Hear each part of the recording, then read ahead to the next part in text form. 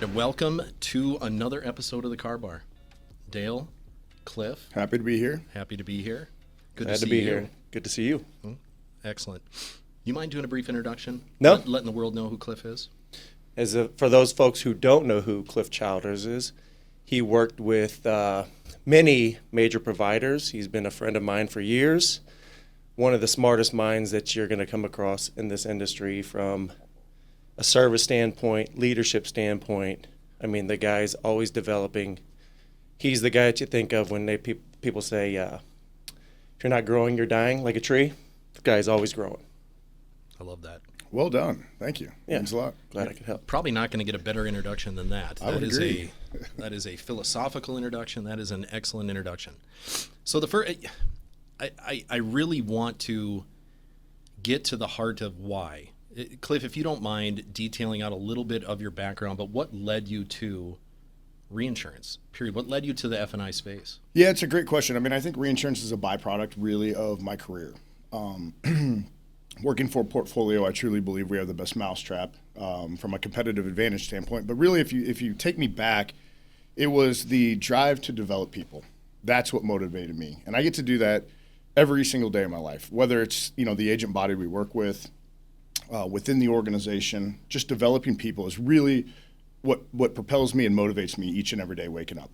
People ask me, what do you do for a living? It's a great question. Most people can't answer that, and that's part of the exercise in which I put all of my folks. If you can't tell a dealer what you do each and every day, how in the heck are they going to understand what you truly do? If you can't tell your friend, right, they have no clue what you truly do. So, I tell people I make people millionaires, and I know that's an egotistical statement right off the bat. We're 2 minutes into this thing, but that, whether it's the agents that we work with, whether it's the dealers through reinsurance, corporate individuals, that's what motivates me each and every day. That's awesome. And again, it is very difficult, I think, for everybody in the car business, whether you come from the operations side, the dealership side, like both Dale and I did. And it is hard to give that elevator pitch to let people know. I mean, I know for years, and Dale, I don't want to speak for you, but for years, I literally, when I'd run into somebody at Hornbacher's in Fargo, North Dakota, by the way, Hy-Vee in Missouri, I would tell people I sell cars. It didn't matter my role within the dealership. It really didn't much matter. I just said I sold cars. But that's a great point to try to illustrate. And I don't think a lot of people know what we do in the car business beyond the retail forefront. So, kind of without getting too far in the weeds, because again, we want to take care of our listeners and our viewers, what is it that you do and that you do differently? The growing people part, completely love that part, and again, that's what we do. It's the goal. That is the goal. So by that question, are you talking about as a team, as a company, or like the portfolio offering, or truly what we do as a team that makes us more competitive? I'm more what Cliff does. Okay. Like, what do you do? Yep. So it's one word separated by two commas repeated 3 times. Any idea what it is? Most people would say practice. Okay. Okay. Yeah. But practice, unless it's perfect practice, it's just practice. I love that. Right? Mine, and that came from a mentor of mine in the industry that I grew up underneath. But I coined it differently, and it's preparation. It's all about preparation. Probably goes back to my scouting days, right? Do you guys know the motto of a true scout? Anyone? Always prepared. Be prepared. Be prepared. That's exactly right. Preparation is the key. Whether you wake up in the morning, you're going on a proposal, you're perfecting your craft, you're studying, you're teaching, anything. It's all about the preparation that goes into it. So I think that is me at my core, if that answers your question. I think that does brilliantly. And again, we don't have to get too far in the weeds. We are trying to respect the viewers and not give anybody a college course on the car business. Yeah, I do have one more piece though that is also, fire away. So if my team that I lead or have led teams in the past, if they ever win, they watch this, they'll get a little smirk, because the other important piece in development of an individual is being comfortable with being uncomfortable. Mm-hmm. That is the key. We do that through what I call fun and games. It's fun for me, games for them. Put them up in the room, get them off their game, because every environment you're in, whether you're in the car business, whether you're doing what we do every day, you're always going to have curveballs. And, from a baseball fanatic, how do you hit the curveball? You wait on it, right? You wait on it. And so knowing that that's coming, if you're properly rehearsed and practiced for that, you never get uncomfortable and you just keep moving on to the next objection or the next point in the proposal. 100%. I love that. That's obviously, Dale, from our point of view, that's what we work at great length, from the agency side in building that relationship. There is no day, there is no visit, similar to the last one by any stretch of the imagination. And I want to ask you both this question, because you both have been doing this for a very long time. I get why you came to the business, or we just touched on it. And Dale, I know, full well, how you got here. What keeps you in this side of the industry? What keeps you on this side of the table? You want to take that first, or you want me to? Go for it if you're ready. Constant change. Constant change. I should have first. I thrive. It's almost like in this world, you have to thrive on chaos. Mm-hmm. I have two littles at home, so we're always in a constant state of chaos, right, at 4 and 6. And so the constant travel, people are like, how long have you been traveling? 20 years. Burnout's real. It is. However, I haven't found that. I still have a really high motor. But I think the constant change is what just keeps me compelled to, whether it's the next acquisition and figuring out how two great companies come together, because now I've done that 4 times in my life, or the everyone has a fear of uncertainty. Everyone. It's human nature. Right. But when you really learn to control that, I've benefited professionally, and I know this is an I statement, and I shouldn't typically talk about but personally, and from a development and team perspective, my teams have always been able to thrive in acquisitions and mergers when most people are going to shy away or run the other direction. Well, we're gonna certainly explore that side of it here really soon. Dale, I do want you to answer this question, and again, he may have stole your thunder. No, the change is part of it, but also the impact you can have on people. Like daily, I'm in different stores, a lot of fresh faces, new people. There's always change over. The car business like a revolving door, so I get to interact, the good, the bad, hear and the new ugly. stories. Yeah. So I get to meet new people, and in hopes of leaving them better than I got there is really what keeps you going every day. That's a good one. That is a great one. That is the growing people. I know Wes Rydell told me that years and years ago, back up in North Dakota. It was a matter of just growing people. That's all that matters, and you cannot move up until you find your replacement kind of mentality. Oh, yeah. Profound statement. Yeah. Well, and that's not the corporate way typically. Not right? at all. Most do not want to develop talent underneath them because, again, they're fearful of their position. Let's unpack that a little bit, because you've seen and again, for people that don't know my background, I have certainly seen the best of both worlds, privately held company versus more of a corporate setting. How do you navigate that? And Cliff, again, we can protect the innocent in all these conversations, but you certainly have been on the more boutique side, and maybe I'm overstating that necessarily, versus now, we're going to talk about it, but where we're at and where we're looking forward in the future for your career. Yeah, so I actually I started at a large, what we deem big box company, big insurance company. Big box, yes. In Zurich, right? And before that, I was also with Bridgestone Firestone. So I've worked for big conglomerates. And I left. Now, what I loved about the big box corporations is they do invest in their people, training, development, talent development. But also then on the other side of the coin is how much can you truly influence a company when there's thousands of employees, right? And so that's what's kind of going on in my, in the back of my cranium right now. And then I went and left and worked for a very small company. In fact, I always laugh. I think it was oversold the size and strength of the company when I left. But you have influence. You change people's lives, because then you go to a company at that time, which was 40, and it blossomed and was acquired by private equity, which is a whole other unique area. And private equity is very interesting. But I will tell you, and then now back to a large insurance company. But every step of the way, there's always little nuggets that you're going to take and file away and use for another chapter in your life. The private equity piece. I had never worked for a company that was truly owned by private equity. So I got to learn, I got to interact with those folks, incredibly sharp in what they do. But how they look at a business from a transactional standpoint, building it up to flip it, versus a strategic who acquires companies for large amounts of money and just wants them to keep, growing.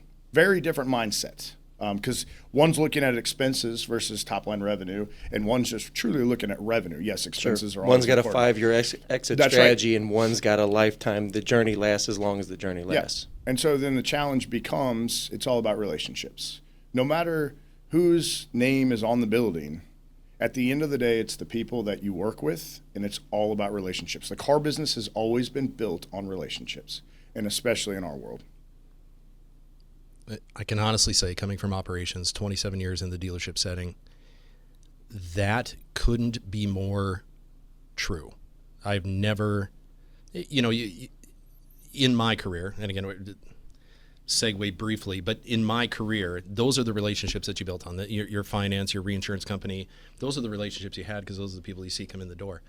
And those relationships are important, and you try to foster those relationships, and maybe you love the guy, maybe you on this side of love the guy, but you try to foster those relationships. I've never seen anything more relevant than that, and that is a salient point, to say the least. I want to touch back on, and I want to kind of unpack the perspective and how it affects your key focus and your strength, which you said was team building and growing people.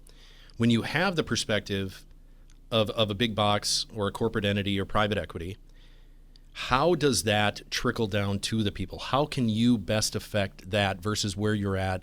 Yep. And I don't want to say boutique as if it's some kind of pejorative, because it's not. No, not at all. By any stretch. Yeah. But a smaller, privately held company, we'll say. Yep.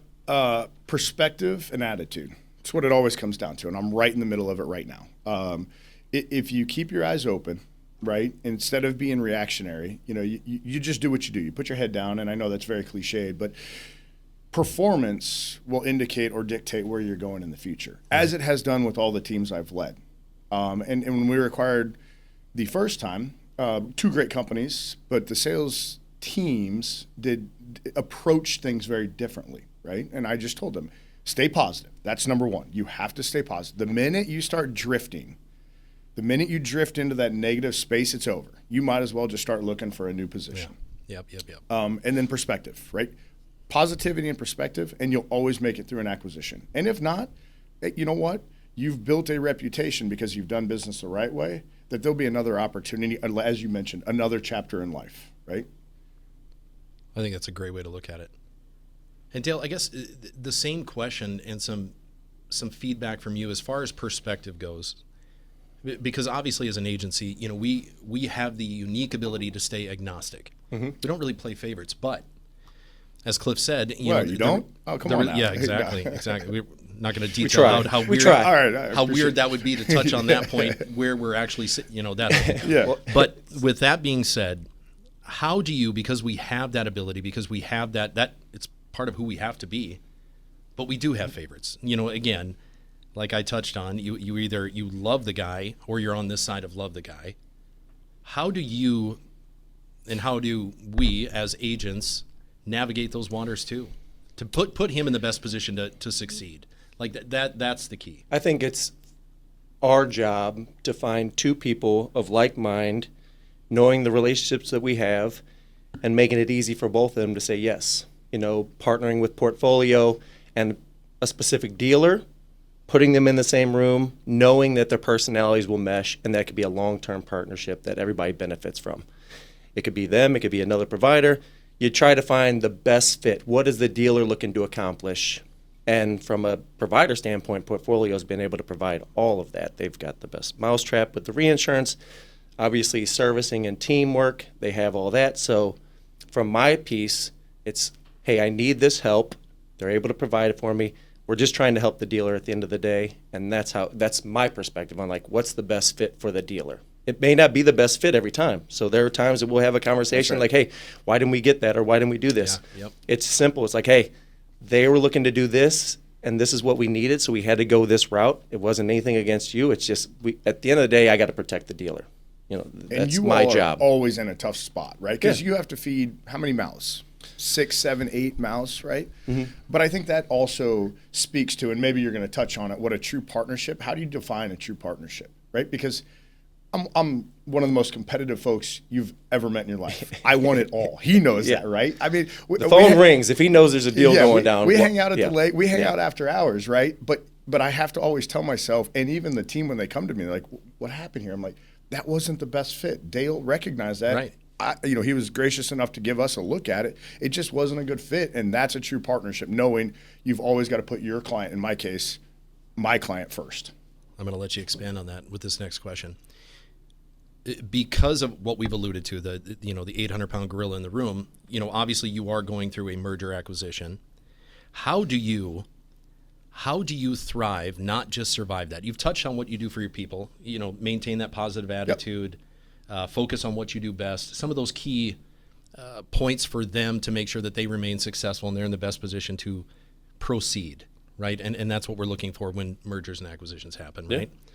How do you thrive, not just survive these? Because now this is number 2 with your current. Yeah, that's right. Correct? Yep, that's correct. How do you do that?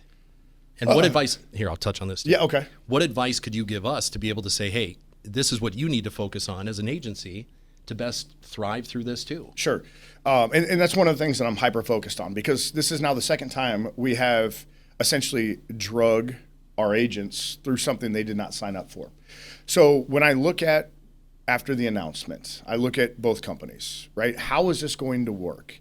Portfolio, we alluded to, best mousetrap in the industry. But did we have some areas of improvement? You guys have felt it, right? Our claims, or the accounting, even a little dysfunction at the sales end, because we didn't truly come together, and I think that was a mistake that we made early on, where you just should rip the Band-Aid off, come together as a team. You're all one. Let's go. Let's row the boats.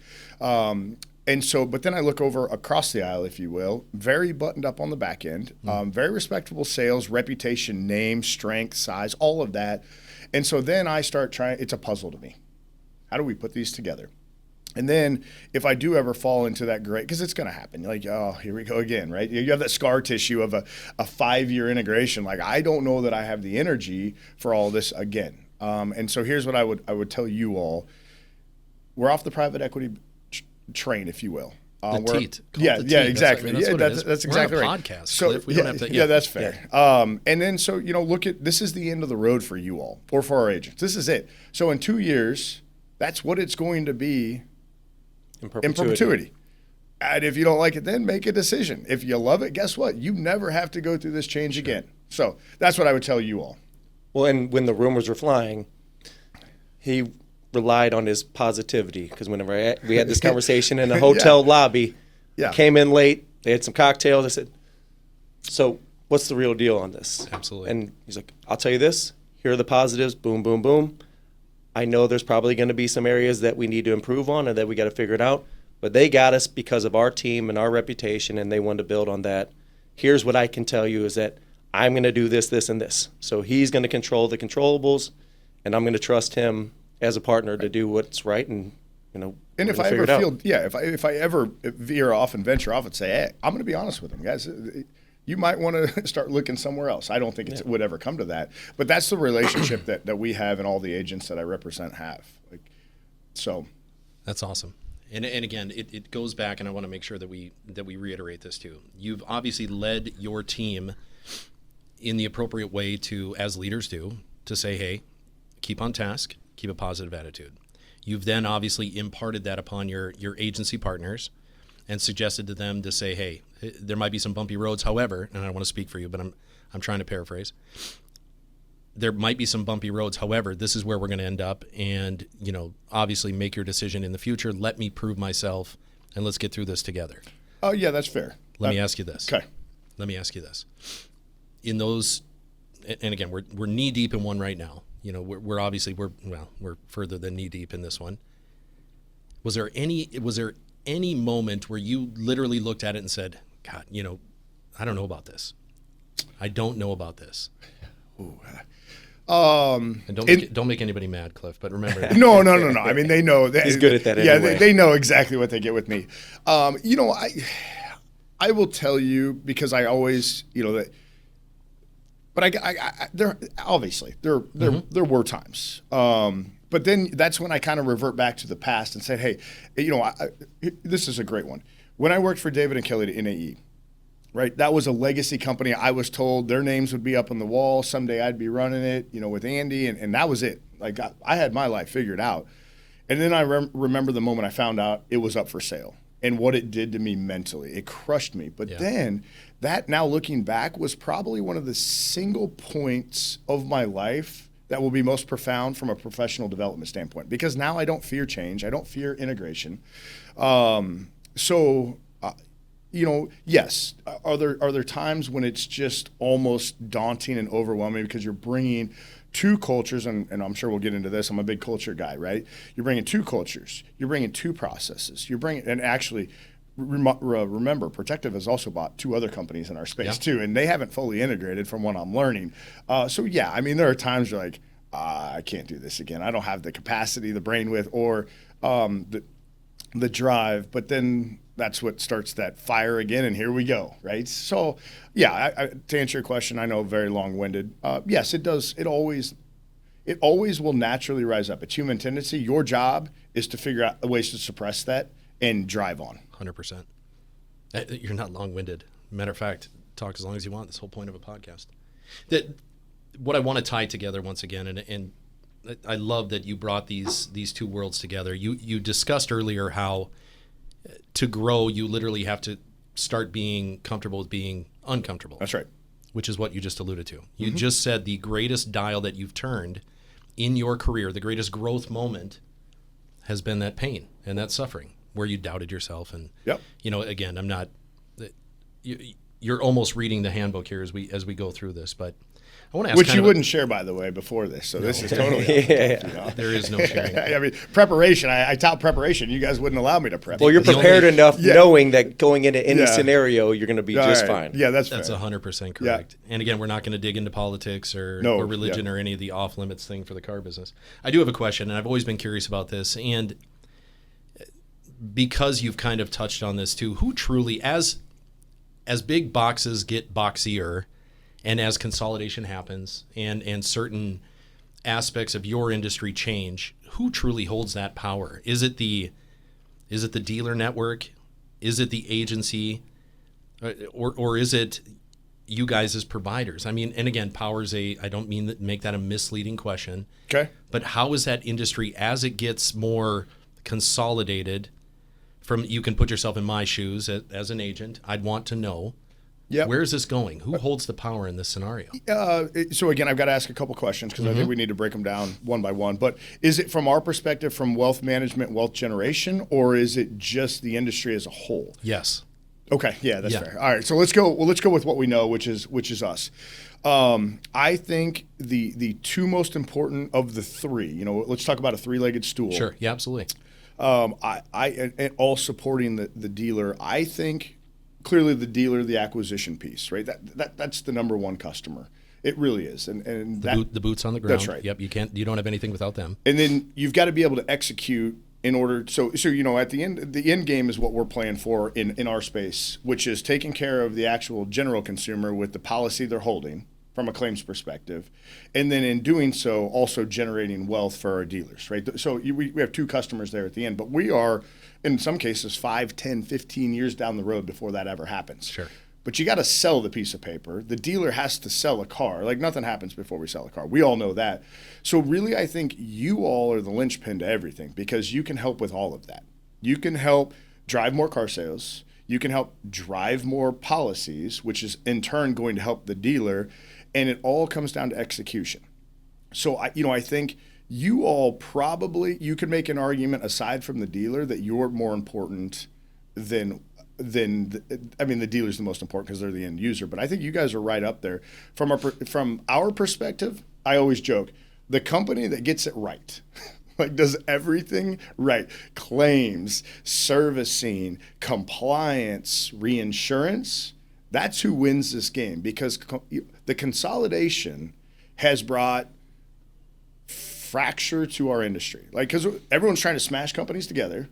Doesn't work, right? You really got to be methodical about the process. But, especially if it's private equity, you want to smash them together as soon as possible so that then you can flip it. The strategics are buying companies up quickly, not fully completing the last integration. So the joke is, and we had an agent that came up to me and made one of the most profound statements to me in the last 2 years, and I can't use the term in which, but you guys can read between the lines. The first one that figures this out, and the first one that's not effed up is the one that wins this game. Yeah. Think about that. That's where we're at as an industry, and that is pathetic. That's a pretty low bar. A very low bar. All very somebody low bar. has to do, which is what, again, from an influential standpoint within my organization, it's a race to be the best again. Whoever figures this out wins this game and will dominate. But the other funny thing is, not one company has double-digit market share in our industry. Think about that. Is that right? Not one company has double-digit market share. I didn't know that. Yeah, That's insane. it is.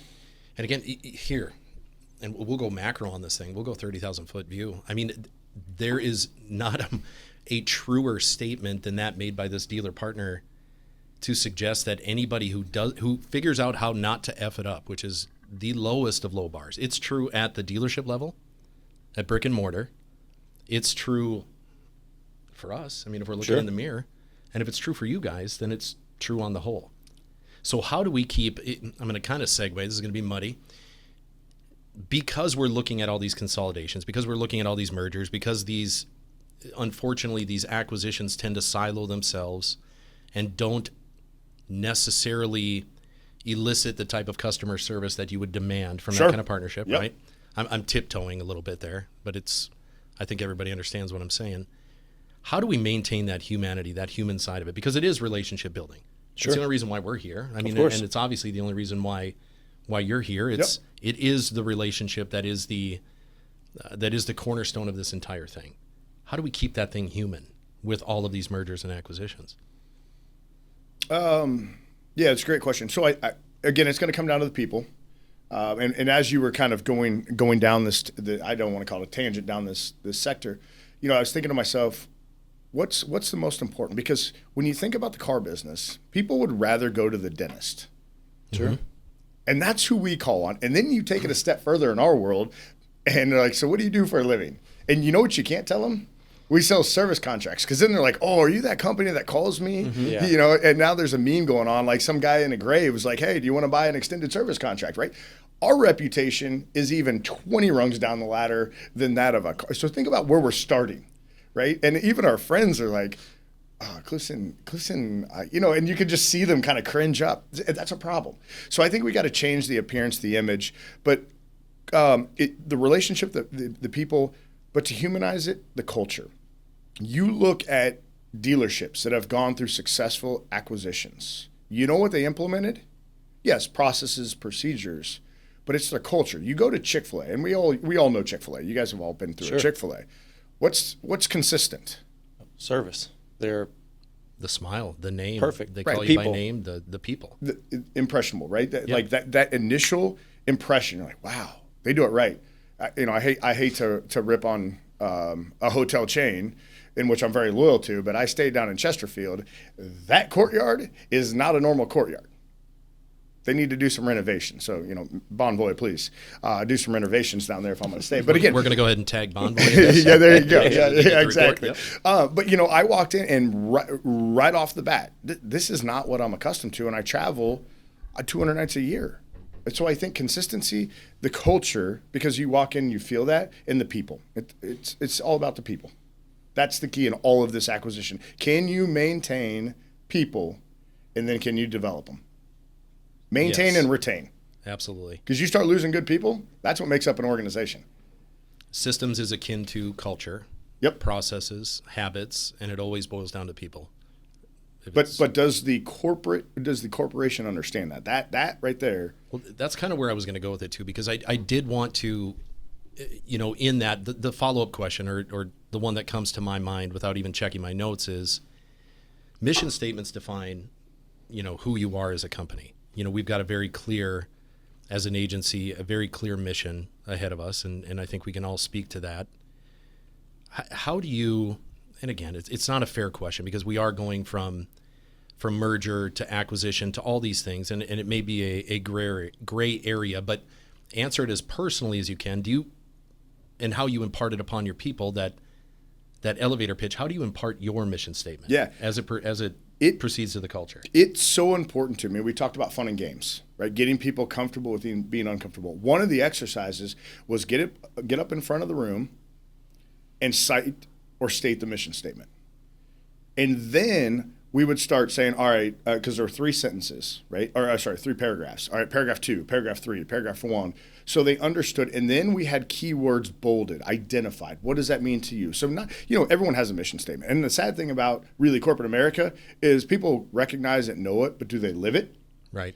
Do they know what it means? Do they know where it came from? I was lucky enough to have a really partake in the creation and the development of that. But that's how much a mission statement means to me, because you have to know it. You have to know what the words mean, because then that really transcended into when we're interviewing new agents or working with agents. All we're doing is taking pieces of the mission statement and applying it to our everyday world. And that's what got all these folks to buy into the dream, because that's what we're selling. 100%. Yeah. And Dale, as a leader for our agency, I mean, there's no clearer directive. I don't believe for a second that you have somebody, under your leadership that wouldn't operate how you would operate in that exact same scenario. Meaning, if they're presented with something, precisely how they're going to act. Yeah, I have no problem. The fear of somebody taking my job would be the greatest thing I ever accomplished. You and I, we so talk those about guys that. come and get it. That's right. Come get it. Yeah. That means you've done a really good job, and I hadn't. So you earned it. So take it. Well, but maybe you've done a better job. I mean, right. That's one of the things we talk about. The ultimate compliment to me in my professional career is when I work for a folk or an individual that is now leading me. I shouldn't say, but sure. Seriously, and I tell them that. I hope I'm working for one of you someday, because that's the ultimate compliment to me. I think it is. Legacy, we've talked about this in our podcast prior. I think legacy, at some point, and recently I've become the old guy in the room. Recently?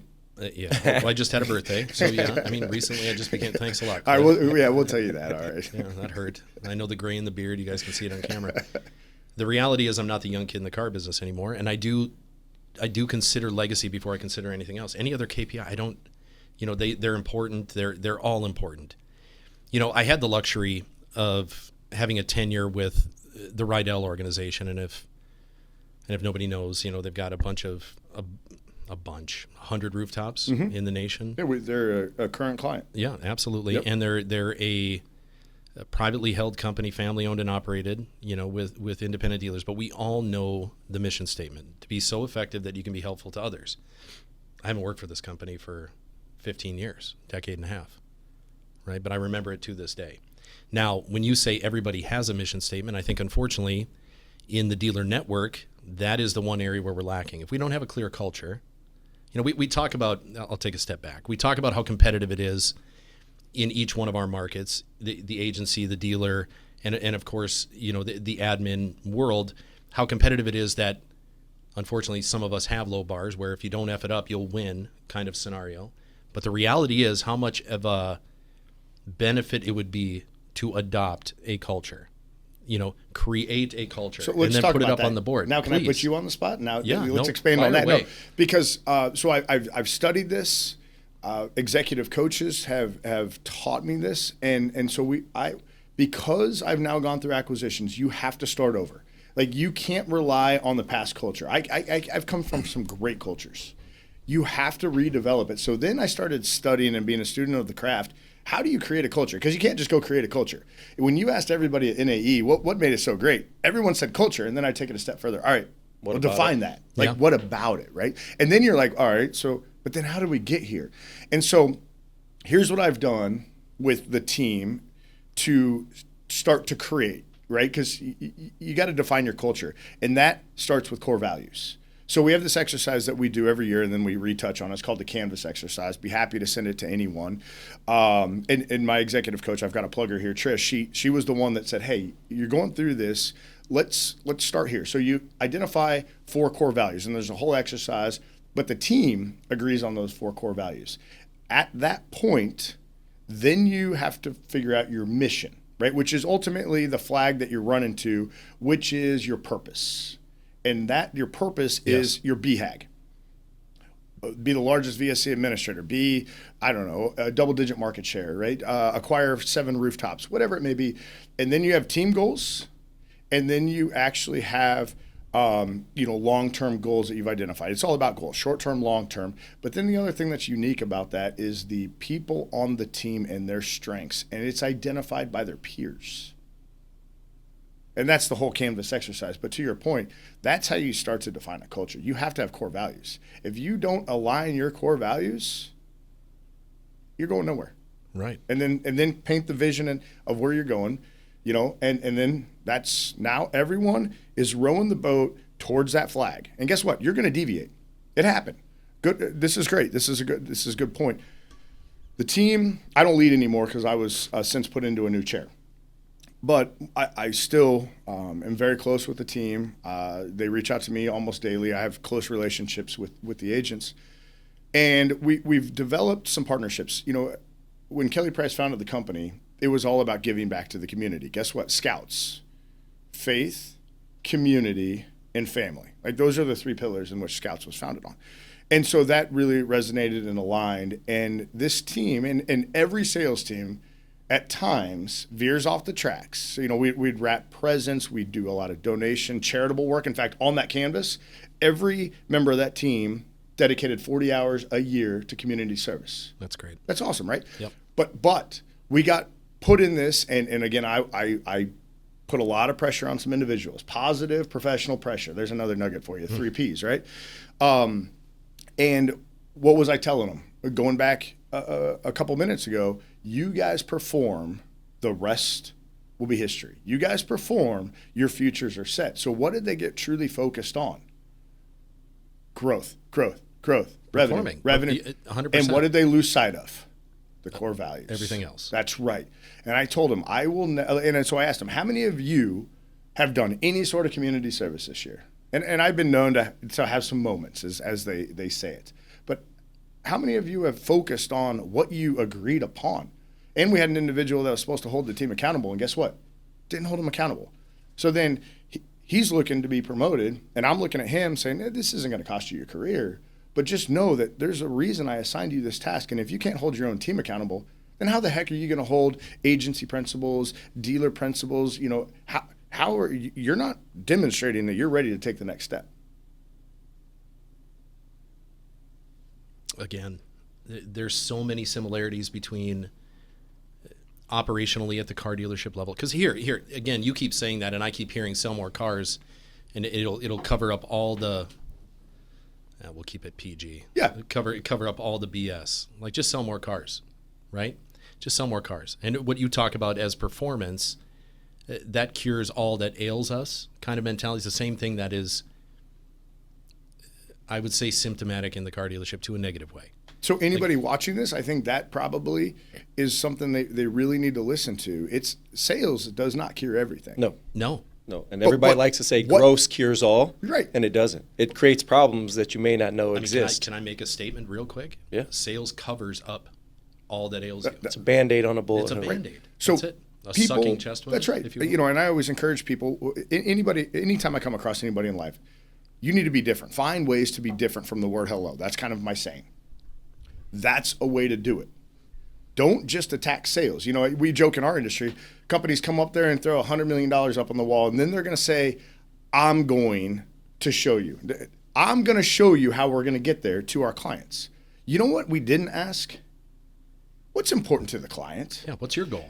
What's your short term? What's your long term? Let me help fulfill your dreams and aspirations. You know how much different in sales that is perceived than I. You didn't even ask what's important to the customer, but it happens each and every day, whether it's the car business or any other industry out there. It happens at the agency level regularly. You go into a meeting with a dealer and you're trying to prospect and get to the thing, and the guy's like, well, I can get your guys a 2,500 a copy. I'm at 3,200 right now, so you're going to cost me 700 a deal? Like, you don't even know where they're at. So if you go in there unprepared and start asking these questions, I like to sit there quietly for a little bit, talk to them, listen to what they're saying, hear what they have to say. I just had a meeting with a group, and they said we were weird at first because Mike Conley was in the room with us, and we're sitting around at dinner or a lunch table, and they're going through everything. Like, we thought you didn't like us. I was like, why? Like, well, you didn't say much. I said, because I didn't know what you guys needed. Like, I wasn't going to just cut you off when you're in the middle of telling me what you were looking for in a provider. He's like, huh. was like, what, have you been in different rooms? He's like, yeah, everybody comes in with a pitch kit and they go through this whole thing. I'm like, true. that's not it. Like, I don't know what you need, so I can't go in there and make an assumption as to, here's what this guy's going to need me to do. Yes, you guys all want to get better. Yes, you want to have better grosses. Yes, but what's the most important thing to you? And a guy may talk for 30 minutes and one little thing stands out. Like, he'll talk you in a million circles, but there's one problem in there. And when you can circle back and touch on it, they go, now I'm the guy in the room that has the stage, and I have a solution right there. Yep. But it all started, and I think you're one of the best at it, listening. Actively listening. Now, my wife will tell me, tell every one of you, I don't actively listen. Now, in the professional sense, I do. But actively listening, and the other thing that's sad is the art of a healthy debate. Yeah. Debate is gone. It's not combative. It doesn't have to be combative. Right, and I know I'm taking us down a hole, but debate is gone. Like, I love a good, healthy debate. As do I. You can't do it anymore. Nope. Yeah, confrontation creates new paths. Yeah, that's right. But we're all scared to do it. We're all cuckold to some extent to having it be snipped and put on the internet. Remember that, Philip. Let's maybe not put that on the internet. Right. But with that being said, you're 100% right. That dialogue has escaped us, and what it's turned into is a monologue, for lack of a better word.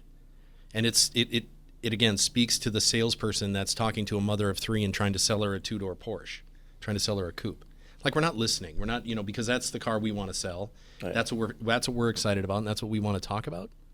No. And again, I always it's got so basic that they have a customer need sheet. Yes. Can't you just have a conversation with somebody and figure out what their needs are? It's so simple. Like, hey, what didn't you like about the previous vehicle that you had, or what brought you in today? Like, and listen. Yeah. Shut up. Get out of your own way. It's so easy. So we talk about. I think that comes with age and humility. Yeah, and you're probably you trip over your own stuff. You and I have been doing this for a long time. All 3 of us have, and it's so funny because now.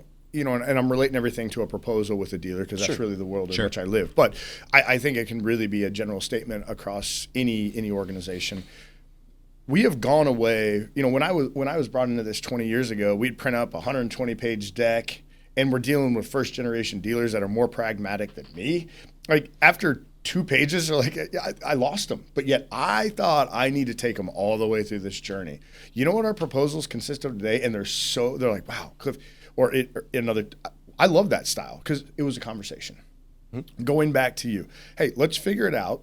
Let's talk about what you're trying to accomplish. We're going to show it. We're definitely going to show you why we think we have the best mousetrap. But it's all catered to their wants and needs and aspirations, short-term, long-term goals, and it's a conversation. Yeah, there's a couple illustrations that we'll pull out, and some of our agents are like, "Where's your slide deck?" We're not doing one. Like, I go, what? Right. No. But it goes back to your point earlier too, Cliff, about, and I love this, and probably going to use this, it's the preparation. If you're not prepared to go in that room, you're almost by default obligated to present 100 pages to hope to uncover something, right? Hope they trip and fall over the one thing that they like there. Which is the backwards way of doing things. We have all this stuff. He may like one of these things. Now I'm selling him, furniture in a store. Like, which one do you like to sit on the most? Right. And all you've done is given him brain damage and disconnection. The worst feeling of going into a dealer on a follow-up is seeing where you left your presentation book, and it's still sitting in the exact same spot with some dust on it. It's like business cards now, right? But this guy didn't even care to look at and it. it kind of goes into public speaking. I know I've seen you guys up on stage. I'm up on stage in front of big rooms. And early on in my career, I used to be that individual that would memorize the entire piece, right? And I would rehearse it. Steve Jobs is, for every hour up on stage, you need 7 to 10 hours rehearsing. Well, guess what? That's preparation. But I was preparing, and then I was practicing, going back to practice the wrong way. Now I have the first line or two. And it's not, I'm excited to be here. No, it's something that's going to capture their attention right away, a question to the audience. And then I know my last 2 closing statements. And then everything in between is just an outline, knowing where I'm going to go. And guess what? In the event that I get off, no one else knows. Right. We're just rolling. And so I think that also comes to that is humanize every interaction. 100%. Which is where we started with this part of the conversation. Do you like how I tied that full circle for you? I did. That's my job. But I certainly appreciate your assist there. You got the apple. I Oh, got the goal. perfect. So with that being said, fair, unrealistic, or both, dealer demands today, because we're talking about that, right? We're talking about uncovering needs. We're talking about being a consultant for a dealer and being a solution provider, right? And in partnership for you both, I want to ask this question. And this is a very vague question, but it can certainly take us down a couple different paths, right? Which is the whole point of a podcast. How have those demands changed since 2020? How have those demands from dealers, again, fair, unrealistic, or both, it doesn't matter, because they've all been Well, if it's part their of that the needs, whole it's time. fair. Yes, Yeah. that's exactly right. That's the right answer all the time. How has that changed since 2020? From our perspective, for years, because of our income being generated by the products that we offer in F&I, we were only held accountable for what was happening in the F&I department. So we would spend our time there, have F&I performance coaches helping out in that way. Since that changed, those products that we offer help with customer retention. They help bring folks in the door. They want us to now, hey, help my sales team in this interaction. When we're getting to that point, how do we do that? Help my service advisors, who I've spent a lot of money to bring those customers back into our service drive, help them have a better customer interaction. So I think from a training standpoint, we have to cast a much bigger net. We have to touch on every level of the dealership. Going in and interacting with the sales team, interacting with the finance department, going in and talking to the service department, seeing where that's happening, stopping by the sales tower. I sit in the sales tower in a lot of the stores just to see how it's happening. Where's the deal working from? How can we better help the salespeople, or how do we help that transition from sales to finance? Because everybody's going to be pulling in the right direction for this thing to be successful as it can be. You want to get good CSI numbers, have a good customer interaction. You want to get that customer in a finance in a timely manner. Well, let's make sure we do some of those things that happen after the fact that just aggravate the hell out of a customer. Let's do that before they get to finance, while they're preparing your paperwork, and then get that through there. Or what are we doing in service when you have a customer that's in here on their third oil change? Hey, are we talking to those salespeople to go out there and let's engage with that customer? Now's about the time you want to get out of that vehicle, get you in a new one. And then we train our finance department, hey, what kind of terms are we offering? Because we have these programs in place that's basically creating this trade cycle that's about 3 years. Why are we offering 10-year 150s? So we have to think that whole thing through and how it impacts a dealership, because chargebacks are a real thing.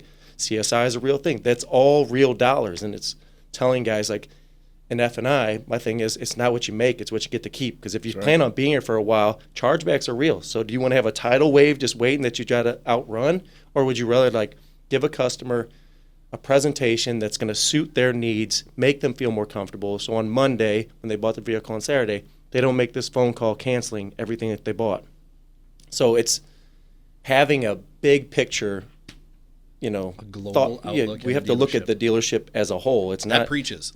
Can we drop these mics? Is that possible? Because I'm about to run through a wall. Yeah, let's do it. Just for your statement right there. That preaches. That's awesome. Well, that's how that took us all the we've way been there. luckily successful and been in business for this long, and it's just, we have a 5 strong team, we have strong leadership, 100%. we have a whole crew of guys that are going out there and doing this exact thing. And it's not because of Dale, it's because they're each one wanting to make sure they're doing the best job for their partners. That's a mic drop moment. There are 5 profit centers to a dealership. Mm-hmm. There is a certain cog that turns every single one of those gears, in my belief, in my philosophy. But to look at it as, and there are dealers, there is some nuance to that, obviously. But with that being said, it is a global outlook at a dealership's profitability. And yes, we can provide that, and I think that's what dealers are looking for.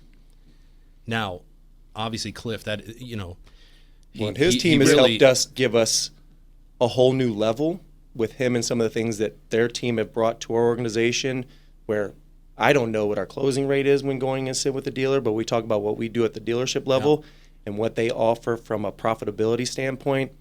I'd say we're in the 97 percentile, closing rate. When industry average is sub 25%. Yeah, it's to put insane. That perspective. So let me frame that for you for just a second, because Dale said, and like I said, that pumps me up, because and the 3% is still waiting. That's not a They're still on the it's table. not a no. It's just sitting there. They're thinking this through. Yeah. Let me kind of frame that to give you enough runway here to take this down. So you have agents, and we're not the only agent that is good at this particular, skill set, right? And I like to think we're the best, but we're not the only dealer that can look at a dealership on the global level and provide solutions for that. How do you approach a dealer to be able to best set up that? You're literally it's home run derby pitching for you. How do you approach that dealer? Because the question was, what has changed from the dealer's That's right. ask, right? What are dealers looking for since 2020? No, this is a fabulous question. This is probably one of the most important questions you've asked all day. Jesus. Yeah, What because have I done up to this point? No. Sat there, looked pretty. But you'll understand. You'll understand why when I answer this, because our industry has changed. We talked about it. Consolidation, right, is the main thing. But also you've got to pay attention to. So the answer is everything. Everything has changed. But you look at how vehicles are being made right now. Right, we never had a frequency issue. You know who has the worst frequency right now for us? Toyota. The domestic trucks. And guess what's the number one seller again this year? And guess what's in the top 5? All 3 of them. All 3 1500, 150s, right? The light duty trucks are the worst vehicles being The Detroit made Big right Three now. and the number one volume. That was never the Yep. case. That was never the case. And now you add all the tech, right? And just remember, when your phone, you don't repair that, you replace it. So think of all the techs, cameras, sensors, everything going on. If you don't buy a service contract today, you're crazy. And I tell all my friends that. We as an industry are struggling to keep loss ratios below 100%. So let's go back 5 years ago when this cyclical journey began.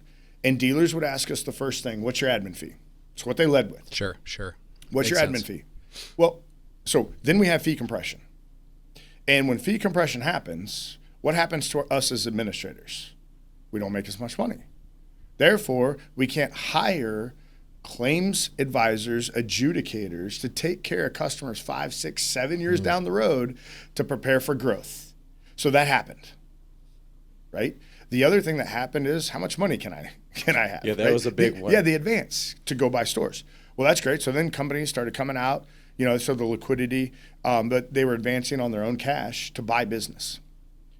But all a dealer at that point was concerned about was admin fee and advance. So I'm going to ask you, what's more important, gross or net? Net. Me? Net, right, as it should be. But what were they focused on in some of these key line items?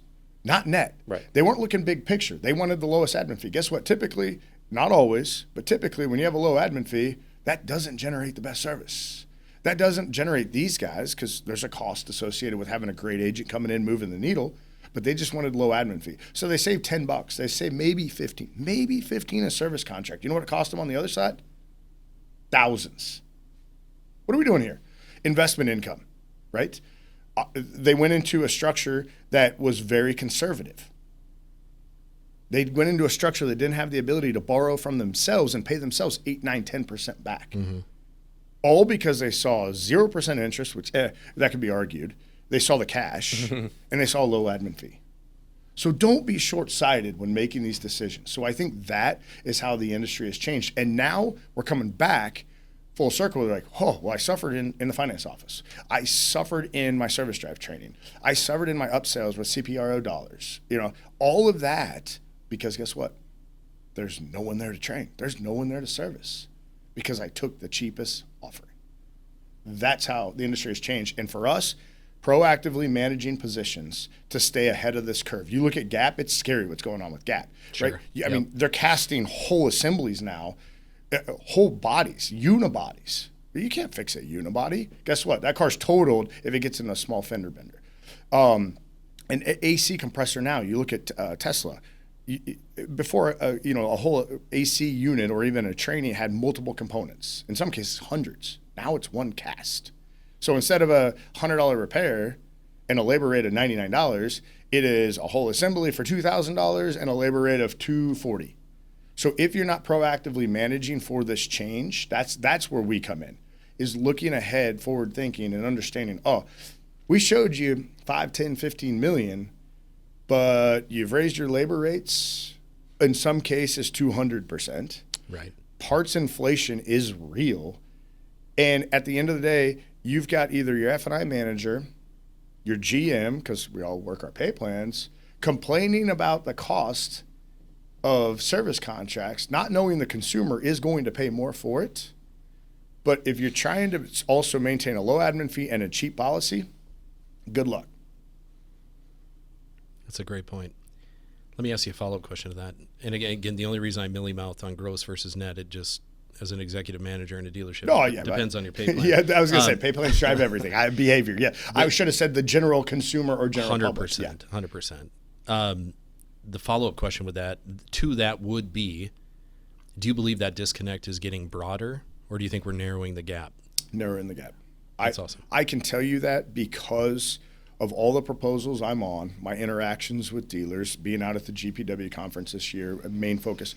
It used to be a struggle to proactively manage, and when I say that, for the viewers, it's adding premium. So a service contract that costs $2,000 now should, for that F-150, should be $3,000. For that Cadillac, probably should be $40,000. I joke, but that's how serious. It's getting rough. Yeah. And then the concern becomes, well, I can't sell that.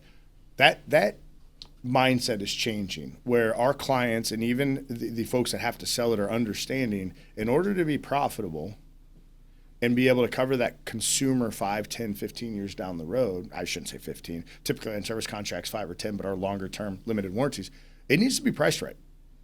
And so I don't get that resistance that I once did probably 3 to 5 years ago, because people understand what's going on out there. It's an interesting dynamic, because this generation of car buyers wants product and wants protection. I mean, to that cell phone comment you made earlier, it's 100% fact. And that is the one thing industry-wide, again, I go back to operations always, because that's what I know best, versus industry and admin, is those consumers, customer behavior and finance income has plateaued, and customers want product. They want protection.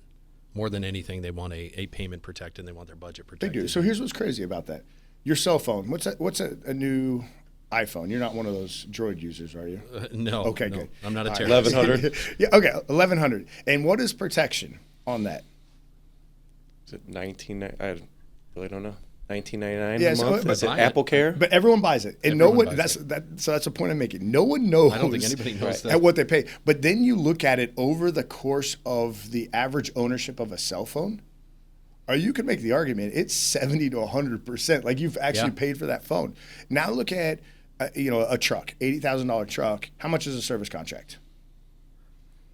$575 is going to be true cost, or No. Retail? Retail cost. 2-3 grand. $4,250. Okay, $4,250. Philip, So delete that part. Yeah. No, I'm teasing. 4,250 into an 80,000, and what's that percentage? 5%. 5%. Yeah. But yet, consumers in that office say no all day. But yet they'll go into an Apple store and say, "Oh yeah, I would never not get that." Fellas, that's the disconnect in our industry. That's what the cell phone close should be the number one close. That's That what we have to yeah. figure out. Why will they not? You know why? At least I think. Because we've got to change the way in which we do business. Our old tactics of putting them in that office and making them and pressuring them to sell something without any sort of advanced education or anything. And again, I don't have the secrets to this, but you think about that. If you press me to make a decision right now, what am I going to naturally say? No. Somebody walks up to my door. You want to buy? No. I didn't. It's a natural response to a sales process. Right. Again, this is. What's your name? No. Yes. What? Yeah. So just think through that. So do you think the assumptive way to go is say, here, folks, what I've been able to do is secure, here's what the vehicle is, but for an additional $38 a month, I've got you fully protected to leave the dealership today. Are you good with that right here, and just kind of simplify their thought process for the right customer? Somebody has the answer out there. Yeah. There is an answer, and I'm going to. I think there's a lot of answers. There's going to be a different. It starts with building. You sell rapport and doing me, a or you customer sell my grandfather or dad a vehicle. That's going to be a different interaction. They're going to be reading every little document. I'm just trying to get out of there. Right. I mean, but you look at Best Buy and Walmart, they don't even have sales professionals. You know what their closing ratio is on extended service contracts? Between 30 and 40%. Mm-hmm. Wow, that's crazy. Mm-hmm. And in some cases, it's actually higher. Why? And again, those are just the things that tweak my melon. And again, we do know the answers. I mean, operationally, it's simply, if we're just going to pick one thing that is the answer, it's do an interview with your guest and build rapport. Just start there. I don't care how you do your menu. I don't care if you step sell. I don't care about any of the fundamentals, which we will train any dealership in how we think is the best way to do it. Yes, I don't even care how you do it. That customer's wall is instantly up. This is reset. It's that whole restart the clock philosophy from a salesperson's transition to the finance office. This is weird. We're going to go down a rabbit hole here too, but we're all in this together, so we have to. That being said, if you just reset the clock, allow the finance manager to do what they do best, which is build rapport within 10 seconds, not an hour like a salesperson can, right? Just come out there and reset the clock and build rapport. Make them feel like they're coming into an office where they don't have to cross their arms, where they don't have to give you the body language of a no, and just go. Then you can sell. Until then, you can't sell. Well, and they like to feel like they're with the decision maker. Why not you Yes. be out there, the guy to go make the close for your salesman? Yes. Go out there and present the numbers and talk to them. Introduce yourself as a manager. They feel like there's a guy that's making the decisions. Okay, let's go through this. And then when you walk back in their room, they now know that they're with the decision maker. They already trust your opinions. You go right into your presentation. You talk about their protections, and here you go. They're going to trust that more than the old way of just being led 100%. to slaughter. 100%. Take me down that long hallway to that glass room and lock me in there. Where they heard their uncle's, cousin's, brother's, nephew, got taken. Right. Yeah. And then you've got all these conditioned responses that you thought you eliminated during your sales process. Yeah. Oh, that's what you do for him. Guess what? We Yeah. just restarted the clock. Yep. So I've got a self-serving question. Okay. And again, it's from the agency point of view, but I know your faith in the agency model. And again, I can take this back to, the big getting bigger in automotive, the Lithias of the world, even the Hendricks of the world when we're talking about publicly traded versus privately held, where the big keep getting bigger. Consolidation is a real thing. I know your faith and belief in the agency model. Is there a fear, from your point of view, and Dale, I want you to speak to this too. Is there a fear of us getting pushed out by, you said it, the big box companies and some of these private equity companies that want to entice an entire dealer body with loan, money over here. All you got to do is some of this over here. Is there a fear of that agency model being squeezed? Zero. And let me tell you why. Consolidation has happened, right? In fact, we've had some agencies balked by administrators, and I'm on record saying, I would not be an advocate for that, just because you really need separation. Here's why. I'm going to take the big box companies because that's easy right now. Who do they report to? Right. When they make decisions, whose best interest is at heart? Is it a board? Is it a larger parent company? Or is it the dealers? That's the question I would ask. So, but again, you all have to convey that. That's the important thing. And that's why I think the industry space is stronger than ever with consolidation, because you don't have that true independent voice, that true advocate for the dealer working on his or her behalf. It's all being made way up top. So that's why I would tell you, I think it's stronger than ever. I think that's great. And that is as solid as an answer as there should be. And I'm definitely reassured by that answer. And Dale, I'd ask you. And real quick, let me go sorry ahead. to expand on that. Good. The other thing about big box companies, and this isn't a session for bashing big box, No, because I they do some understand. great things, right? But when that individual excels in that territory, in that position, what happens? They get promoted. They get Yep. promoted. And then what's that leave? A massive void. 100%. That doesn't happen within an agency world. Like you all are a team. You're here. You're local. Where that's another thing, being local, and you don't have to be local, but it does help. But I think that's the other thing that is a huge miss, and you can't correct for it in a big box organization. People want to get promoted. They should get promoted. You have to promote them, right, to develop talent. So the relationship between a dealer and the field is at most 4 or 5 years, because I'm going to tell you, working for a big box company, if you haven't delivered in 4 or 5 years, you're out. You're out. So just know, like, everyone needs to go into these relationships knowing it's very short-lived if you're looking at low admin fee, in advance, that type of thing. Where we talked about it. The boutique feel is coming back. I'm telling you, it's stronger than ever. And I think that is literally is in full alignment with what separates dealers, privately held dealers, and these publicly traded companies as well. You want a human interaction. You want to be able to talk to the owner. I mean, it was the greatest thing about. I've ran stores for both. I've ran stores where I could walk next door and talk to my owner and say, hey, I just stepped all over myself on this deal. Can you help me out or give me some guidance here? And then I've had to be put on hold for hours to even work on a flat C-suite level type of scenario where I had to wait an hour to get a hold of my owner for, unfortunately, a legal issue. It's like, no, I want to be able to talk to somebody right away. And Dale, the question would be, to follow that up, because I think he's setting the plate for us to really feel good about this and to really feel, reassured about this state of the business, state of our industry. What is the most commonly overlooked aspect from an agency? And we may have already said it, or Cliff may have already said it, but what is that most overlooked aspect of an agency that a dealer just needs to be made aware of on every visit that we're there? Here's why we're here. Here's why you love us. Accountability. Here's why we're yeah. So it's them, and that's one of the things I bring up in our prospecting meetings and talking to these guys is, we want you to hold us accountable. We're going to lay it out here. How often would you like to see our guys? David, Dalton, Derek, Eric, yep. Brian. How often do you want to see these folks in your store? That's up to you. We're going to commit that to you. And then what are your goals? What are you looking to obtain this quarter? So then we shoot that goal to your team, and somebody in your store is going to hold your team accountable, but we're going to hold them accountable.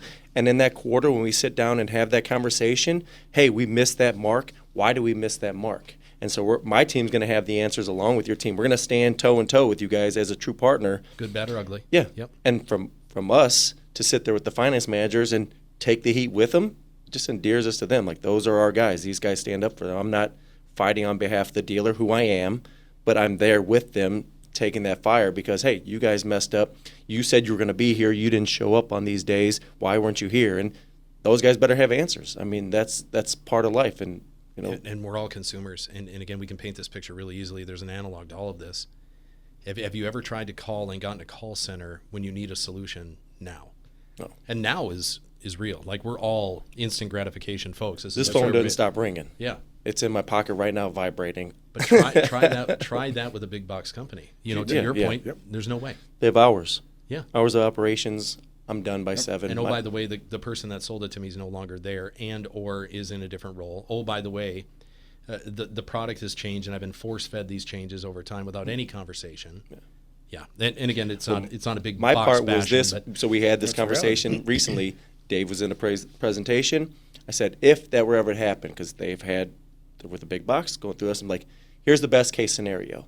Is Dave is doing such a good job for you that he gets promoted. You know what happens? He has another guy here in the store with him. Right. He's then training the next guy, and because that's what I'm hoping to do is, like, each guy becomes a leader of an organization within our organization, and they branch out, because the goal is growth, but there's only so many of us to go around, so we need to have the next guy in line to step in and take my job. Literally take my job, and then I'll be there to oversee whatever they're doing. But also, like you said, it's a warm handoff with by the way, don't lose my number. Oh, yeah. Like, you can still call me anytime. Yeah, I'm still there. Yeah. Like, I'm not going anywhere, and I'm going to sit in all these meetings. But on a day-to-day thing, he's going to be here with me to do these things. So I was having this conversation out in Tempe this week. With scale, what happens? What comes with scale from a servicing perspective? It usually falls off. It always falls off. Not usually. But the goal is to not fall off. That is my goal. But I'm almost confident it's going to fall off. It's going to, with the exception of Chick-fil-A, and again, everyone puts them up here, in this sacred corner. It always falls off.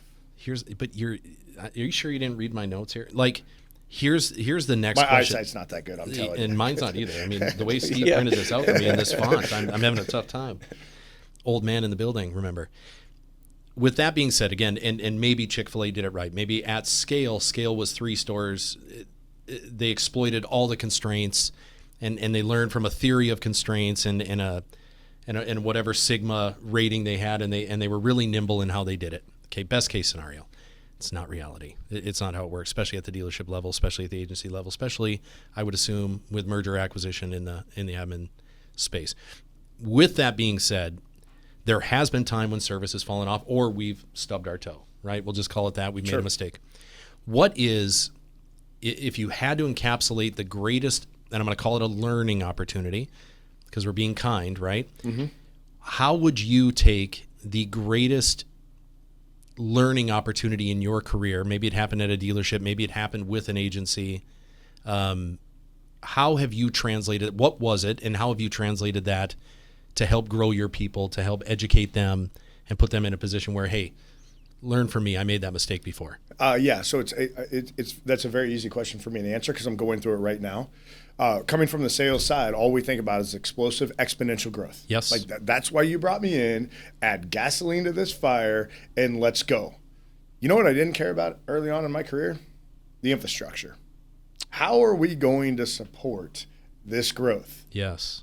Didn't think. Now, that's all I think about because I let people know, companies know, we're going to blow this up. It's going to happen. You better be ready. So now it's awesome. It's fun working with claims. I'll just use claims as an example.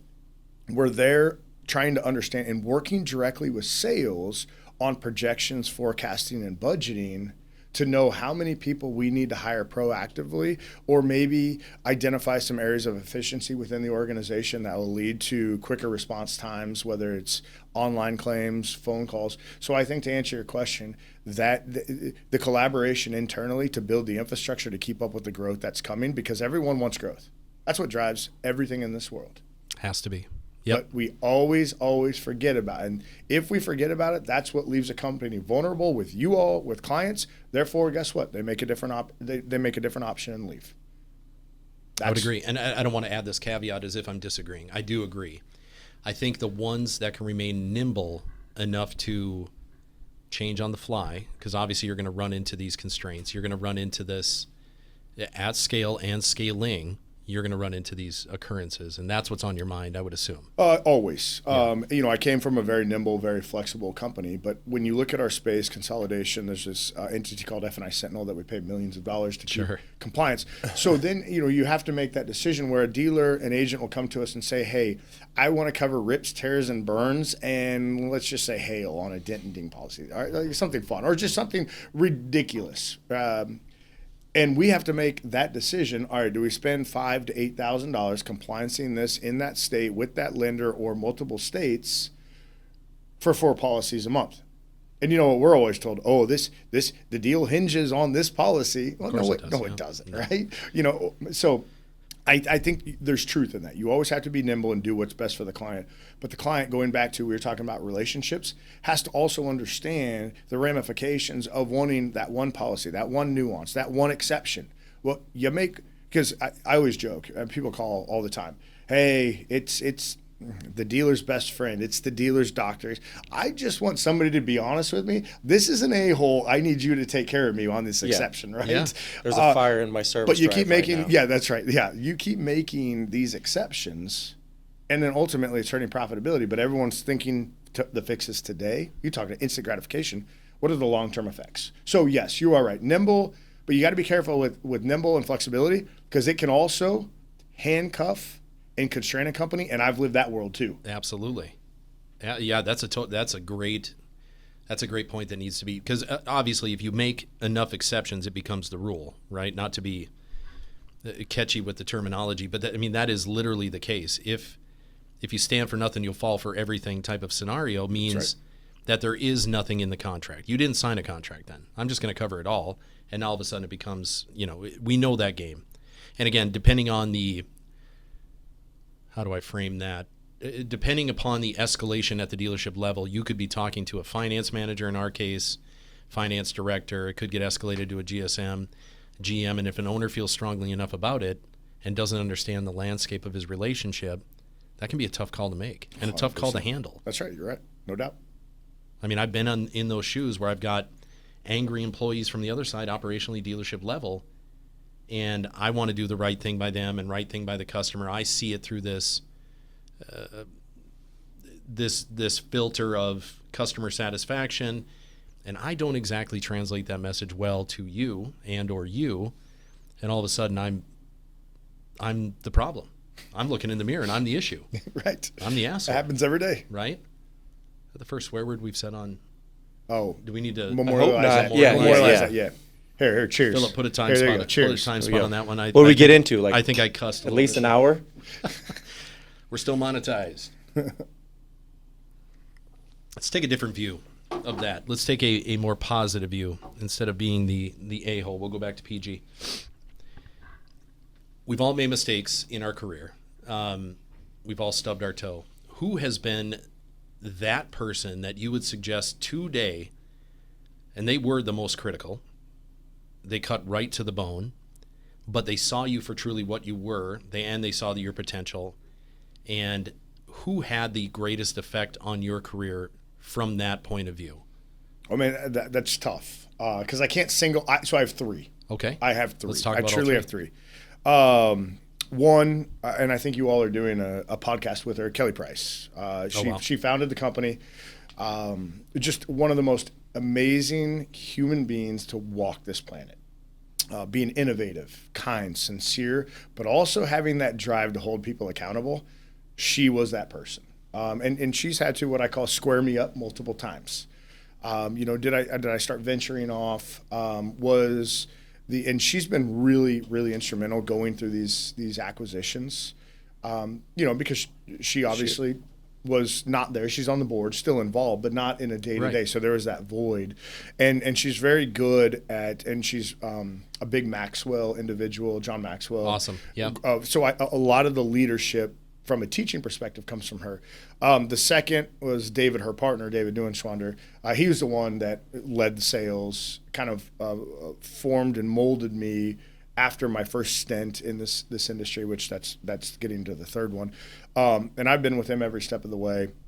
The team approach, the unique team approach, developing and defining a culture, I think both of them had a lot to do with that. Really, David was the one driving that ship. And then some of the nuance, public speaking to talent development, a lot of that came from David. And then, I've got to give him credit to Ryan Nelson because he was the one that saw potential early on in my career, even to the tune of 18, and pulled me along every step of the way, got me into this industry. And then, through his teachings early on, and I'm going to talk about, you want to talk about a driver. That individual, I mean, it was, where'd you go today? How'd those go? Check in with me. And early on, I was like, I don't need that. What are you talking about? I don't need this. But he followed a process. He could develop teams, develop talent, saw talent in me.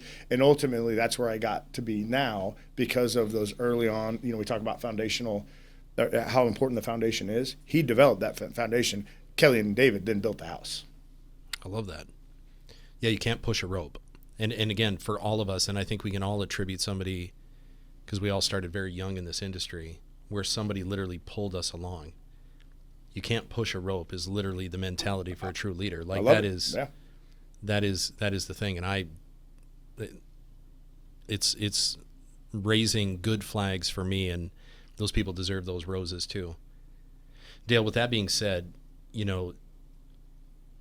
we all have mentors in this industry, and we all have people that I need help with this. I don't understand what I'm doing. And again, for those listening to us, not watching us, I put the phone up to my ear. But with that being said, and touching on mentors, let's hand out a rose for you. I'd have two. My father-in-law, who owned a dealership, brought me along kicking and screaming, saw potential in me just from my human interaction abilities. Can I stop you? Put me through the tough. You sure it wasn't the fact that you met your wife through the dealership? I mean, that should be the ultimate. No. Dude, I worked it backwards. I met the girl, then I got the gig. Oh, but okay. he punished me for it. All right. Yeah, he made me be a porter for a year. There's a strong correlation by Yeah. punishment and meeting his daughter. Yeah, I'm already seeing there was, this. Yeah, All right. I should have known to say no, but it was the best decision I ever made. Absolutely. Both meeting the girl and marrying her, but then working in the dealership because it took me to new levels.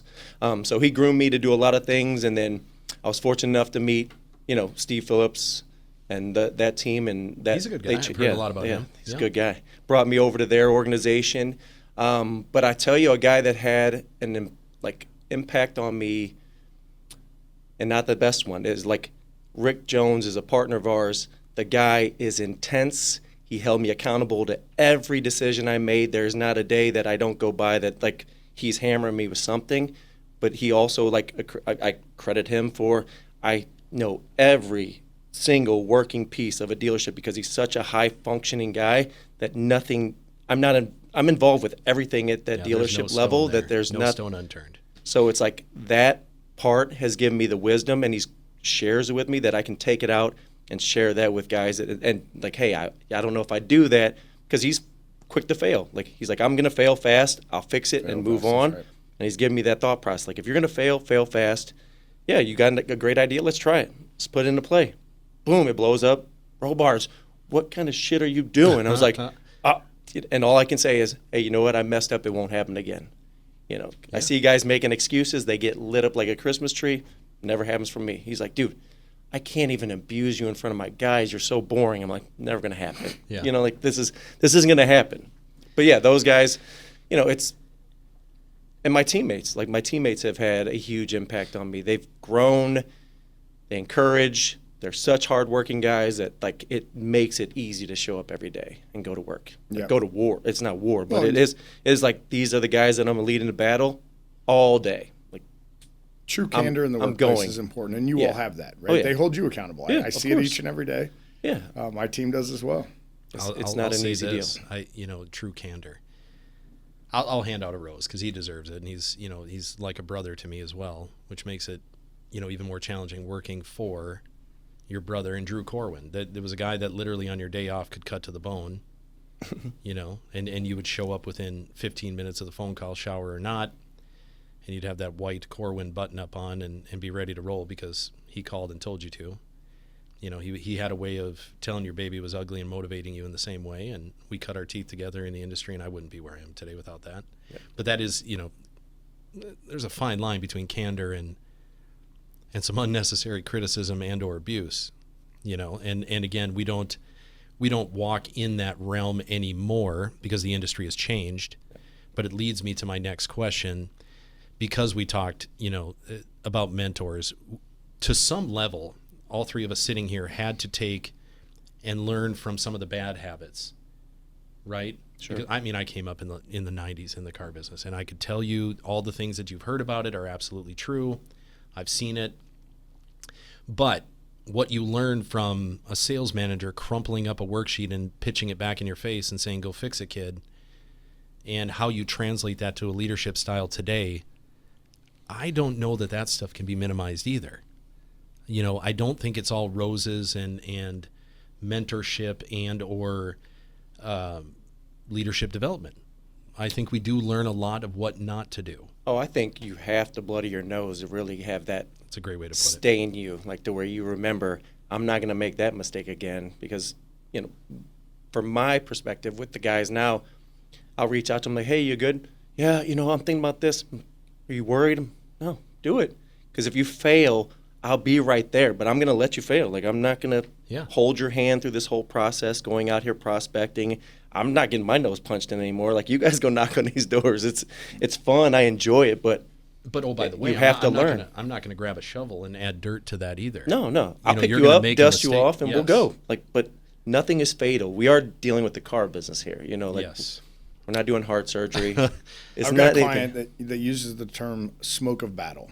Like, he or she has the smoke of battle on them. And I think that's a great way to put it. I like that, yeah. But I also think you go back to when we got into this space, and we were all raised one way. And so I think that as we adopt and adapt to today's environment and the different challenges we have from a generational perspective, I think it all comes down to the individual. And that's what we did not have that individualism. And so, yes, you have this broad scope of how you want to lead and develop talent. But you also have to recognize we're all different. Sure. Like, yes, the three of us, and I think that's what is unique about the industry today, because, and you look at different generations within the dealerships, we all laugh because typically the Gen 1 dealer, was in your face. Oh, yeah, 100%. Right? Pragmatic is all in the trenches, right? Yeah.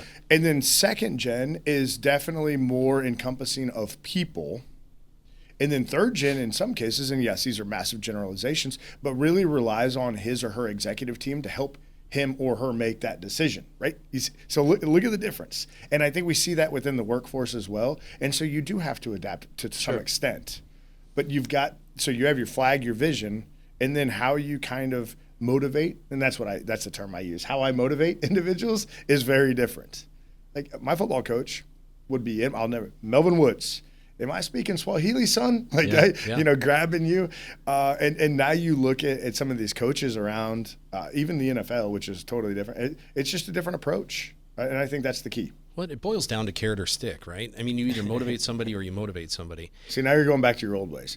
No. Well, there's some truth to it, though, too. Exactly. Do you even know what a carrot is? No, I don't. Not in my Never career. touched it. So the reality is we have inherited a generation of salespeople that are unfortunately getting fed the wrong information as well.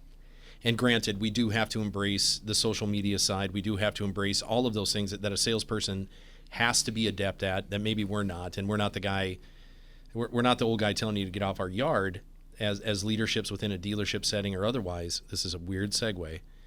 But the reality is, kind of the Grant Cardones, the Andy Elliott's of the world are doing a disservice by, it's not the smoke of battle anymore.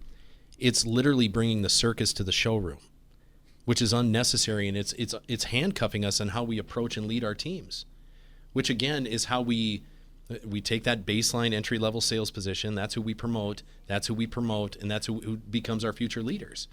We have to get our hands around this. You touched on the fact that owner generations have changed over time. We are presented with a generation of salespeople that have changed for sure and are getting fed misinformation. You have to, I believe in seeing it, you have to engage with them early. I think you have to pour into them before you can you have to make more deposits than withdrawals. So if you feed into them, feed into them, hey, but then bang, I'm going to hold you accountable. Yes. Like I think they react to, I think they come from a generation that if you're new to something, maybe it's just me, but I wanted to be discipline mean somebody cared about me. Like you were telling me how to do something, or you saw something in me that was going to create an opportunity. So I try to do that with everybody that I engage with at a store level. Like, hey man, this is your business. Is this how you want to treat your business? Is this how you want to run it? Like that's something that sales managers, did you show him how to do it, or you just barked at him? That didn't help him at all. Well, let me ask you a question. What motivated you back then? It's the same thing that motivated us. I didn't want to fail. Failure. Yeah. I'm going to take failure out. But the most common answer is money. Money. Right. And I'm going to tell you, that's not always the most important. And we think it is to this new generation of folks coming into the workplace. It's not always about money. I would say it's not at all. It's right. Never it needs to circle back to that culture thing. Then, this is our culture. We're Inclusive, a culture of folks that want to make money. This is a for-profit organization. Like if you, on your entry level, hey, this is so-and-so. He sold 20 cars last month. He's 23 years old. He cashed a $12,000 check. Yeah. This is what we are doing. Like this is, it's not a boiler room. For sure, yeah. So then the kids go, what? You just, I can move out of my parents' basement? Like maybe you inspire one of them or five of them, whatever it is. But if you can address that early, hey, but here's what you're going to have to do that. Here's what the disconnect is. And Cliff, I may be finishing your point, you may disagree with this, but this generation of salespeople have to know the why behind it, meaning they have to have their own mission recognized. They may be hyper competitive. That's typically who we interview. We want athletes. We want people that have gotten their nose bloodied before in different industries, and that's who we want in the car business typically. But also we want, the fearless female entry-level salesperson that does want to pursue the income because maybe she's in a different setting and this is her best channel for whatever. Their why is the most important thing for them. And unfortunately, what we're feeding these people, these young salespeople, and I'm going to preach to every dealer out there currently, if your sales staff is more worried about their social media presence than customer behavior and customer satisfaction, you've got a culture problem. Go back to culture. That's right. Let's put our mission statement up on the wall. This is how we treat everybody. This is the playbook. Run this. Add your own personality to it. Perfect. Let's go. But it has to feed their why, and it could be simple recognition. It could be the leaderboard, like what you're talking about. Hey, where am I in this monthly status report on the leader in my top 3? Because that's where I have to be. I don't care what the money. I don't care what the money is. It's accountability at its finest. Right. Sure. The internal scoreboard means everything. In sales. 100%. Yep. 100%. I've got a couple questions, and these are bigger ones. But what is, as it pertains to finance period, regulatory, what is the biggest blind spot dealers are currently facing? What is the biggest blind spot as we enter into 2026? What's the biggest blind spot for these dealers from the finance perspective? Oh, finance, or can I just talk dealership in general? Absolutely. Yeah, because Yes. I think there's 2 glaring issues. And again, coming from the fixed op side, you look at the percentage of business, customer pay business, that a dealership captures versus these independents out there, staggering. And I think it all comes down to, I don't want to call it laziness because they're not lazy, but there's really no curriculum. I mean, I know people are out there touting, but I think the mindset in the service drive is that I work for a franchise dealership. They're just going to come to me, and you're kind of looking for the big ticket items. You're not walking around the vehicle, chalking tires, throwing it up on the alignment rack, right? Everyone wants to get in the tire game. Everyone. You shake down that front end, look at brakes, belts, hoses, hell, even wipers. But it's the number one indicator of health for a service department, for fixed ops. Yeah. For fixed ops, yep. and that leads to absorption and everything. And ultimately, if you don't have to sell another car, you've won the game, right? Yep. And so I think that's a big opportunity. The other thing is compliance. You hit it on the head. Because companies want to come in and scare the heck out of you. And yes, it really does truly depend. We're not getting political here, who's in office, because you kind of see right now the pendulum's over here. It's going to swing the other way at some point. It's just going to. And then you're going to have more scrutiny from a consumer standpoint, so you've got to be ready for that. But who's doing the compliance training? For me, I think it needs to be an outside third party. It can't be the individual helping you make more money and then turning that hat around going, all right, now I'm going to show you how to save more money. But all of us can walk through a dealership and point out 3 to 5 things. And again, they're not naturally doing that on purpose. We all know that, right? Those bad players are, I should say for the most part, are long gone. Like the war stories you hear. That's it. But also there's better ways to do business. And it takes a professional within that compliance piece because it changes. I mean, I was just at a conference yesterday. It changes almost daily. And you've got to be up on that, on the regs. I am not disagreeing with what you said. The bad players they're extinct to some extent. Right. However, they're finding reasons to pursue dealers. There is no doubt that if you are somehow writing in pencil, they're going to find you.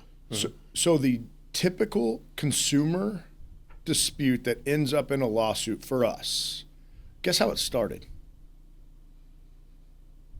Any idea? Attorney in the family. No, you would think.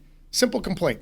Website complaint. Has to be, And right? nobody addressed it. Yeah. And no one addressed it. There is Time is the no killer. process to address a simple complaint. And then guess what? It leads to more. It leads to attorneys. It leads to attorney generals. Sure. For crying out loud. And all because you don't have something, complaint resolution. That's it. It's time is a killer. And we talk about this, well, we need to talk about this more, but leadership in the dealership should literally take that list of things they don't want to do and knock them out immediately, because those are the ones that are going to fester. Those are the ones that are going to turn into a raging fire, for lack of a better term, that no good fireman within a dealership. These are all inside jokes, by the way.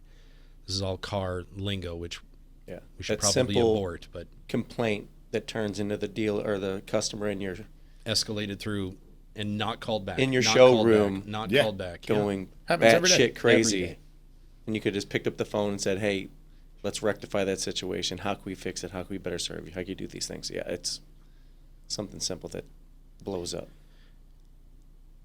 In 2026, what is one thing along those same lines or otherwise, one thing you would ask a dealer and or agent, Cliff, from your point of view, to stop doing, to literally just stop doing this and we'll be better off in 2026? I mean, I've got some jokes. Stop taking advance money. Oh, right? God. Advance money. Stop looking at the advance. Right. Look big picture. That's it. I mean, that's it. Look big picture. Yeah. right? Down the road, it might take you a year or two. Have the ability. Have that debate. Right. Talk about it. That's right. Let's talk about it. Have the ability to borrow from yourself, create that delta. You're going to pay on the open market 5, 6, 7, 9%.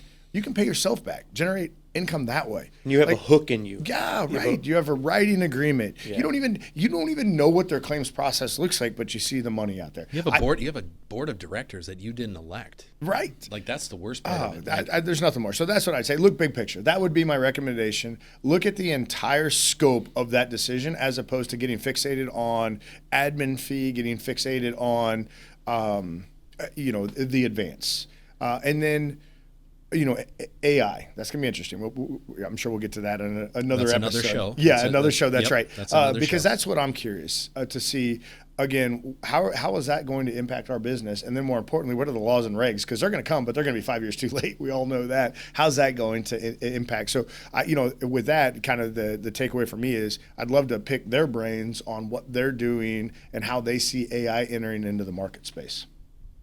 It's interesting because automotive has been the tip of the spear for AI since day one. We've had autoresponders. We've had all the things that chat bots, all these other things that have been out there. We've been the tip of the spear. Yeah. And now that consumers have agentic AI, they can shop us by just saying, hey, chat, find me the best deal on XYZ. Mm-hmm. It's a scary time. That's a whole nother show. Dale, anything to add to that? What's one thing you'd ask a dealer to just say, hey, dude, I don't know please, that God, say, stop this. okay, so if I'm going to say it that way, let's stop overlooking our leadership team. Let's start pouring into the training and development of our sales managers, our general sales managers, our service managers, these guys that from an industry standpoint, they're overlooked. Like we've been doing training and F&I training for years. Those guys get promoted, sat next to a guy, you better pray he's a good guy. He's not going to teach them bad habits or teach them how to engage with their sales team in the right way. Like that would be the thing I'd say. Like let's stop overlooking those very important pieces of your dealership. Well, sure. Understanding my role, that is the most self-serving for me answer you could have, but it is absolutely true. I mean, we do invest in salespeople. We give salespeople product knowledge. We give them a road to the sale, and we spend some time with them with shadowing and some things like that. Finance, it's an advanced degree. You're getting a master's, and oh, by the way, now you've got all these KPIs, and now you've got all these schedules that you need to manage as well. Here's the process. You're going to be videotaped, and here's how you run this playbook. And then as a sales manager, unfortunately, in our industry, the owner, GM, typically promote a good, aggressive, high-performing finance manager. With no transferable skills. And literally says, hey, see that third swivel chair up there? That's yours, and here's the key to the store. Go get him, kid. And it's a Mike Zappardi hand wash there, in case anybody was wondering. Again, if you're just listening. But that, again, speaks to my heart and where we're at in our mission for where we go in 2026. That's great answers. So we talked about the generations in the industry. What is one that we kind of alluded in not so many terms, the differences, but also maybe a shift to the negative for these new generation of owners per se.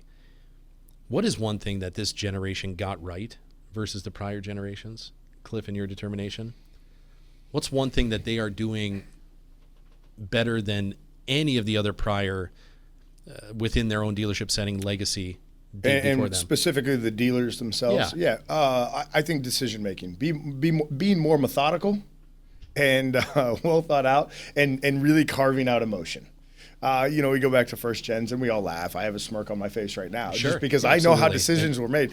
And there wasn't a lot of time and education and thought put into it. It was just emotion. 100%. And then you're going to run that way. And I don't care if I'm right or wrong. And then hopefully you fail fast, as Dale mentioned. But I think that's the difference in the generational gap right now that we have. I think they're more analytical. They understand the data on every little piece. They have so much data in front of them between their DMS, their dealer statement, F&I reporting. They do a really good job of breaking down the data and following the story. They don't just rely on the numbers. They actually find their way back to the story. They're very good at, it's like the Moneyball game has hit the car business. 100%. They figure out who's the guy that should be touching more opportunities, who's getting on base, who's scoring runs, who's doing all this for me. Who's in the right seat in the bus? Yeah. Mm-hmm. Yeah. Good book. What is, yeah. what is that one bit of, as we wrap this up, and this likely would be, at least other than conversation, my closing question. What is one piece of advice you didn't take, Cliff, that you wish you would have? And again, don't let the mergers and all this other stuff I want to be that very stuff's profound weird. in my statement, as you know. I've got one, and it has to do with our business. But don't make, if I had to go back in time, don't make your, we always talk about work-life balance. And there's an individual that trained Michael Jordan, and I always joked, because I subscribe to him, where if work and life balance, what's the scale read? 0. Yeah. Yes. But I also have to practice what I preach, and quality time at home, right? Now that I have 2 little girls, now that I have a wife, I wish, and whether it's in a social interaction, whether it's in a professional setting or even at home, be present. And I struggle with that every day.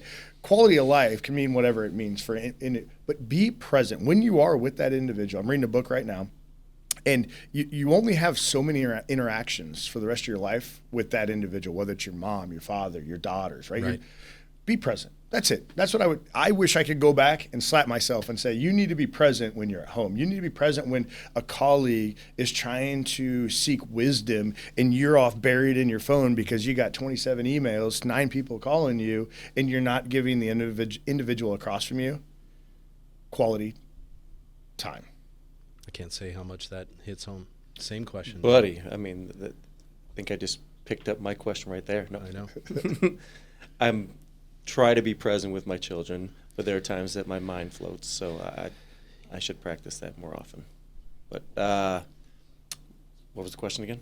What is one bit of it? It can be the same answer, because here, we can just talk about this area, because again, we're all family men. I unfortunately, again, we're all high performers. I almost have to paint the picture. We're all high performers. We're all family men. However, I have been subjected to, second divorce. I'm not going to lie about that. I'm a typical car guy. I maybe work too many hours, and the retail side of things lends itself to that type of behavior. I'm not going to say more so than either one, agent or otherwise, but I mean, that one hits home. And again, a book that really woke me up was Die with Zero. And that was kind of the same concept of, hey, you've only got X amount of time to be able to go enjoy that snowboard trip. Mm-hmm. So the amount of money it costs versus the time invested, it's all this. Yeah, that one hits home. But I'll let you answer too. One bit of advice that you, in hindsight, you wish you would have taken, should have taken. Man. It's hard to say, but I think it's learning to say no. There are certain things that get brought to the table, and it's like, whether it's going out with friends or just having a nice evening out, or not doing any of that just because I don't feel like it. Learning to say no, and that's something that I'm. When you figure that out, let me know, will you? Yeah, right. It's hard. Yeah. It's hard to say no. As a people pleaser, I try to make sure everybody. I want to make everybody happy, but learning to say no, is tough. So that's almost a different dog with the same fleas, but that is. That's an absolute fact. Cliff, I couldn't thank you enough for doing this. Yeah, no, it was my pleasure. Absolutely. I enjoyed the conversation. Oh, yeah. As always. Dodge this. Yep. Always a pleasure appreciate to see you, brother. Appreciate It was the a time. pleasure.